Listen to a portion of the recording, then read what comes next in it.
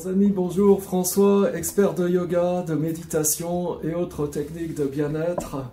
Alors je vais aborder aujourd'hui une question qui est souvent posée, à savoir, eh bien, lorsqu'on vient une fois par semaine au cours de yoga, est-ce suffisant? Est-ce suffisant pour progresser? Alors bon, déjà on pourrait se dire progresser par rapport à quoi? Parce que bon, chacun se fait une idée plus ou moins précise de ce que le yoga peut apporter et surtout plus ou moins complète. Bon, on va dire que pour la plupart d'entre vous, ce que vous recherchez à travers une pratique hebdomadaire de yoga, une fois par semaine, eh bien c'est déjà de pouvoir se faire circuler un petit peu l'énergie et avoir l'impression de mieux gérer le stress, hein, très basiquement. Okay. Après, bon, ça passe par un travail sur le corps où on va aussi assouplir un petit peu le corps petit à petit. Et d'autres personnes me posent aussi la question, oui, mais pour trouver plus de mobilité, pour assouplir, pour gagner en souplesse, eh bien, est-ce qu'une fois par semaine, ça va suffire? Eh bien oui, ça va suffire. Parce que d'habitude, ça fait peut-être 20 ans, 30 ans, 40 ans, 50 ans, vous faites rien du tout. Alors entre faire rien du tout depuis des années, et tout d'un coup venir une fois par semaine, c'est-à-dire 50 fois dans une seule année, eh bien, ça fait une grosse différence. Ça, c'est clair. Après, bien entendu, dans les activités physiques ordinaires, on dit habituellement que, bon, une fois par semaine, c'est juste un entretien à peine. 2 fois par semaine, bon, là, on s'entretient, on progresse, mais vraiment doucement. Et si on veut commencer à progresser un petit peu plus, il faut faire au moins 3 fois par semaine. Donc, dans les activités physiques ordinaires, on parle souvent d'une telle fréquence pour s'entraîner. Là, on parle pas, on pourrait parler d'entraînement aussi bien, pourquoi pas. Hein. Mais les exercices physiques que l'on pratique dans les séances de Hatha Yoga, on les pratique de manière complètement différente.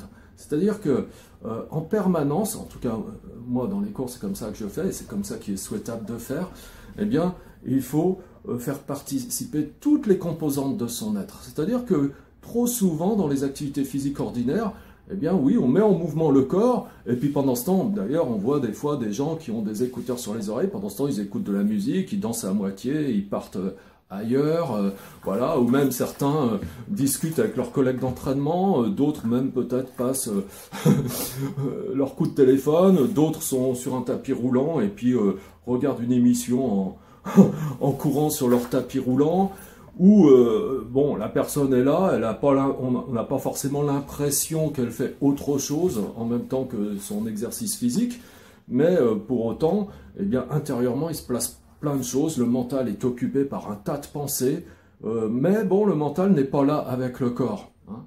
Et donc, l'efficacité que l'on obtient, ne serait-ce que sur le plan physique, sur l'assouplissement du corps, entre le fait d'avoir le corps qui fait un mouvement, et puis que toutes les autres composantes de notre être sont partout ailleurs, et le fait d'être pleinement le mental, le corps ensemble, et même le plan émotionnel ensemble, être à l'écoute de l'énergie qui circule, et mettre tout ça ensemble, être vraiment en intériorisation, et en communion avec son corps, dans toutes les composantes de notre être, eh bien, ça produit un résultat qui est complètement démultiplié. Hein. J'expliquais hier à un cours que entre pratiquer une fois par semaine comme ça, pratiquer 3 fois par semaine comme on pratiquerait une activité physique ordinaire, eh bien, de manière très surprenante, on a beaucoup plus de résultats qui se voient, ne serait-ce que sur le corps, l'assouplissement du corps, en une fois par semaine quand on est vraiment en intériorisation.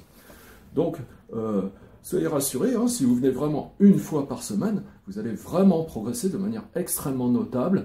Hein, si vous avez du mal, par exemple, à monter les jambes vers le haut, à prendre cette position qu'on appelle la posture sur les épaules, la posture de la chandelle, et que c'est très difficile pour vous, ne serait-ce que de décoller, ou alors vous avez très peu de flexibilité, vous allez être vraiment surpris de voir comment vous allez progresser.